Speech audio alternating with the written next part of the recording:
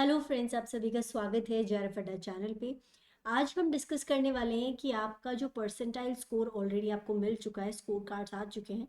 सो आप अपना जो रैंक है वो कैसे कैलकुलेट कर सकते हैं इस परसेंटाइल से, और इसका क्या सिग्निफिकेंस है एग्जैक्टली रैंक से आप क्या कंक्लूजन निकाल सकते हो, ये भी हम डिस्कस करेंगे। सो स्टूडेंट्स, अगर आप लोग सीएसईआर नेट दिसंबर 2024 को टारगेट कर रहे हैं तो आप हमें ज्वाइन कर सकते हैं लाइफ साइंसेज और केमिकल साइंसेज के लिए, जहाँ कंप्लीट कोर्स आपको मिल जाएगा एक ऑफर प्राइस पे, विच इज़ 4900। आपको कोड यूज़ करना है CSIR, जिससे आपको ये ऑफर मिल जाएगा।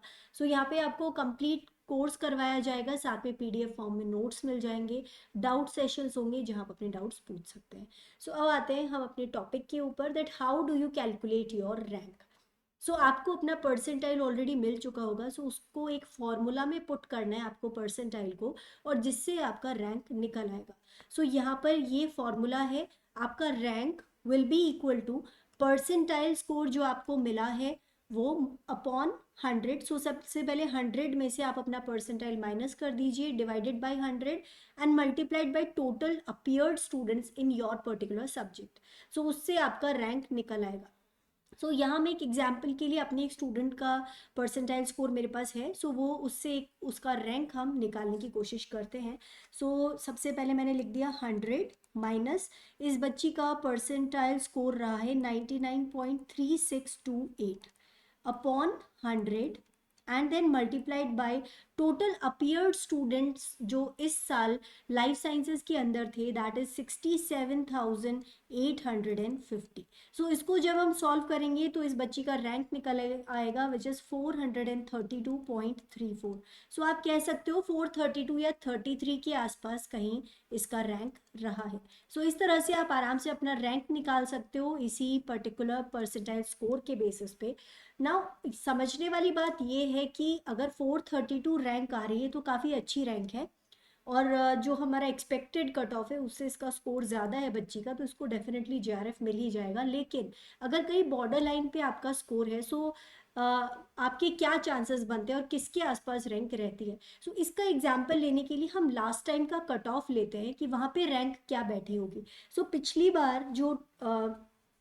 बार का जो कट ऑफ था वो परसेंटाइल था 99.21 upon 100 and total appeared students जो दिसंबर 2023 वाला एग्जाम था उसमें थे 70,841 स्टूडेंट्स।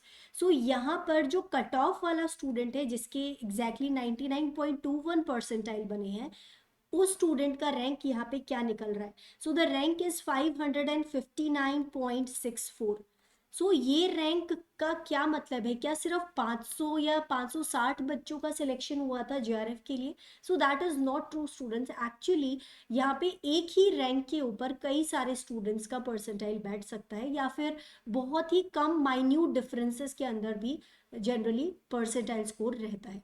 यहाँ पे हो सकता है कि इसी 559 रैंक के ऊपर एक से ज़्यादा स्टूडेंट्स का जो परसेंटाइल है वो बैठता हो, जिसकी वजह से जो रैंक है वो कम आ रही है, जबकि सिलेक्टेड स्टूडेंट्स का नंबर ज़्यादा रहा होगा। अब इसी पर्टिकुलर एग्जाम की अगर हम बात करें, जो दिसंबर 2023 वाला एग्जाम था उसके अंदर 99.21 परसेंटाइल कट ऑफ रहा था जनरल कैटेगरी के लिए, और इसके अंदर 70,841 स्टूडेंट्स बैठे थे।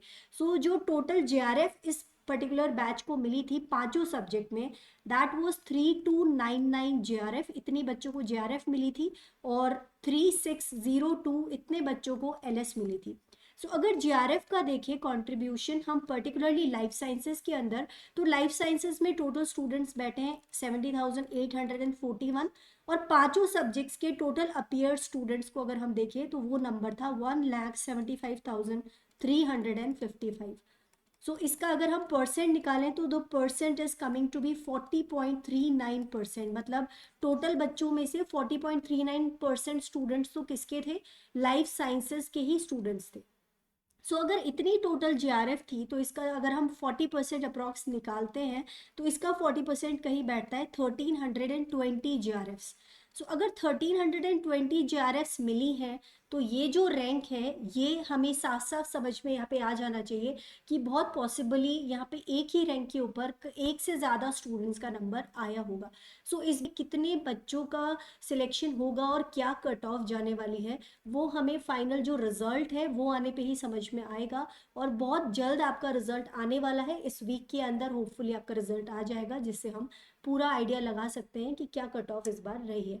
And let's hope for the best कि number of JRF and number of LS इस बार ज़्यादा दिए जाएं। पिछली बार क्योंकि नंबर थोड़ा कम कर दिया गया था, एंड होपफुली इस बार थोड़ा नंबर बढ़ा दिया जाए। So students, that is all about this video. So rank आप अपनी ज़रूर कैलकुलेट कीजिए, लेकिन उससे आप अपने इंटरप्रिटेशंस किस तरह से निकालते हैं उसको ज़रूर देख लीजिएगा। सो स्टूडेंट्स, अगर आपको वीडियो पसंद आया हो, इन्फॉर्मेटिव लगा हो, तो अपने फ्रेंड्स के साथ शेयर कीजिएगा, वीडियो लाइक कीजिएगा एंड चैनल को ज़रूर सब्सक्राइब कीजिएगा।